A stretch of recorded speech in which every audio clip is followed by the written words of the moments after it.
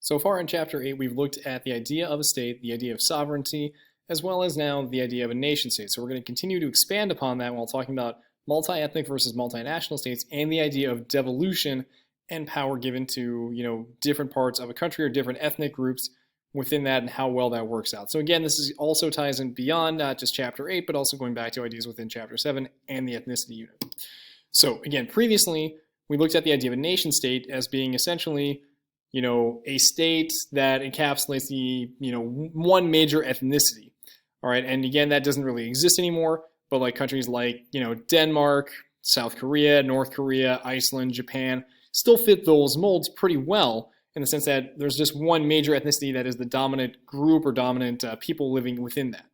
Now, we also get these other definitions here of a multi-ethnic and a multinational state. And this might vary depending on, comparing we're talking here for human geography with our definitions versus what a political science class might define these as. So just keep that in mind here.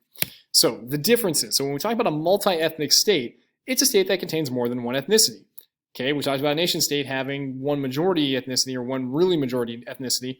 In this case, this actually applies to every country in the world because every state, has at least one ethnic group living amongst them. Now, that's what makes it multi-ethnic. And so it's just to what degree are they multi-ethnic, right? Because every state is multi-ethnic, but many are closer to 100% similar. So again, think back Denmark, Japan, Iceland, the Koreas, versus 100% heterogeneous, where there's so many different groups. Nigeria, the United States, would fit these pretty well.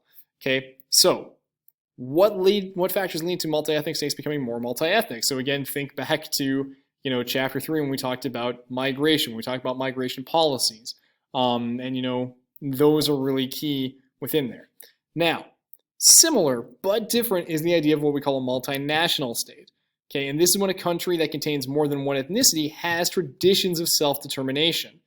All right, so that means the people living within those countries have a history of running things for themselves or having some sort of control or authority over their own lifestyle, over their own trade, and over their own society or peoples. And this doesn't mean like an immigrant group, a group of immigrants moves to a country where Italians move over to the United States and then they want to, run things like they did in Italy. That's not the same thing. These are people living already currently within a country that either, conquered them or they're a part of this country and they've previously had, some form of government in their history. All right.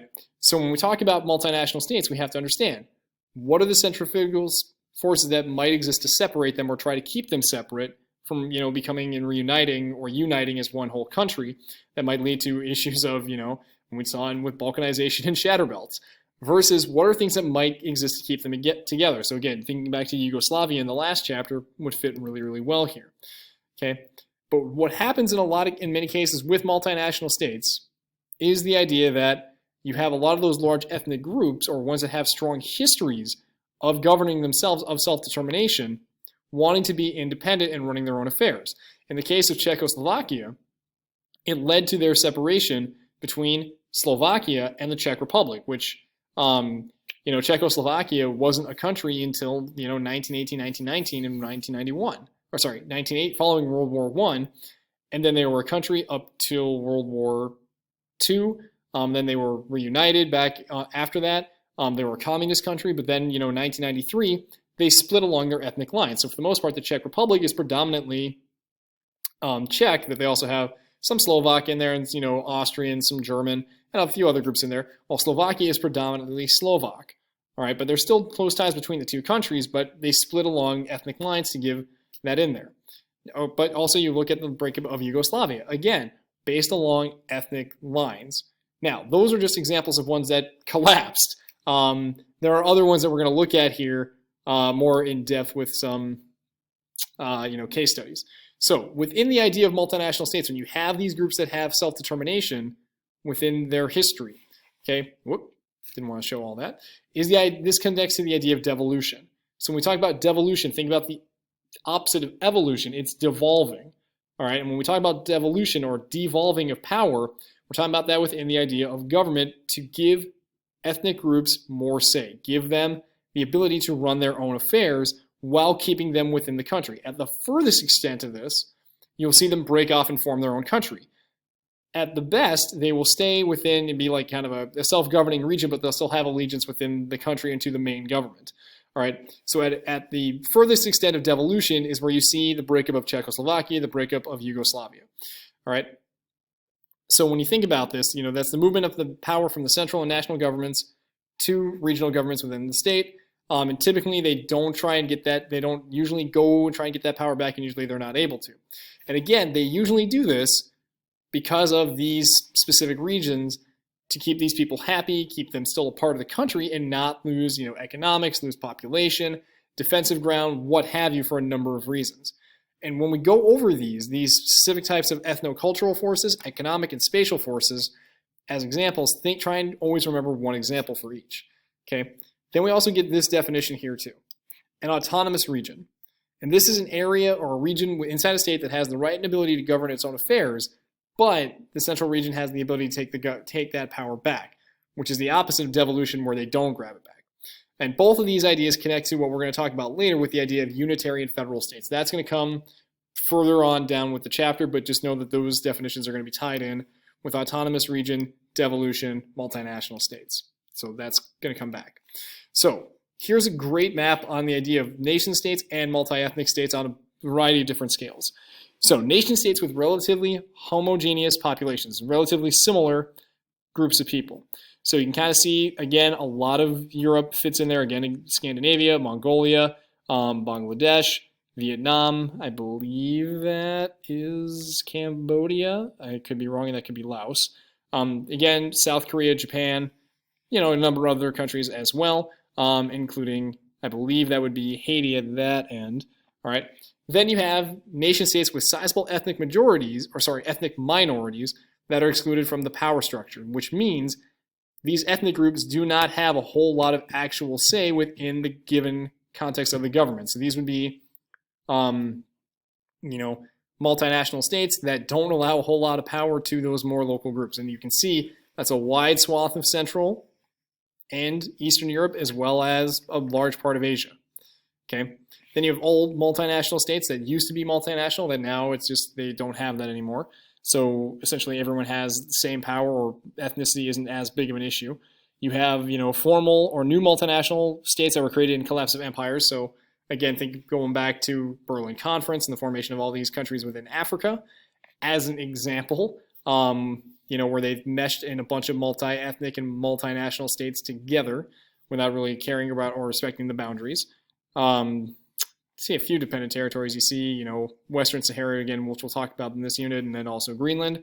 Then immigrant states like much of the Americas, moving in that direction. So particularly looking at the Soviet Union and Russia as a primary case example. So here is, the state of Russia, but there were a lot of other countries that made up the Soviet Union or the old Russian Empire. Okay, that included Ukraine, Belarus here, Latvia, Estonia, Lithuania, Kazakhstan, and a bunch of other stans, and Azerbaijan, all these other places within the Caucasus and along the Aral and Black Seas. So the Soviet Union essentially had all of these, hundreds of different ethnic groups inside of this vast amount of territory. It wasn't just Russians. Russians were the most dominant, most powerful, and influential part of that group, or of the Soviet Union. Okay. And so amongst the Cold War, the Soviet Union near the end in the 80s and early 90s is facing a lot of internal pressure. Okay, issues of multiculturalism, multinationalism, as well as economic troubles because they were starting to go bankrupt from all this advancement within the Cold War in terms of the military and trying to keep up economic output, but not being able to successfully compete with or stabilize that along with the Western powers. So in the mid to late 80s, they began to loosen that grip by opening up and restructuring the government, and that leads to a lot of communist countries, particularly in Eastern Europe, essentially giving up on communism. So that's the fall of East Germany, of what we call the what was known as the Warsaw Pact. So all of these countries that used to be communist following World War II abandoned it right away when they get the chance. But also within Russia, they loosen these restrictions to make things easier, increase economic output, but also to ensure that there is less internal struggle, or that's the idea. Okay, so here was the Soviet Union. You can see all the different ethnic groups within there. Okay, you can see Russians, Ukrainians, Belarusians.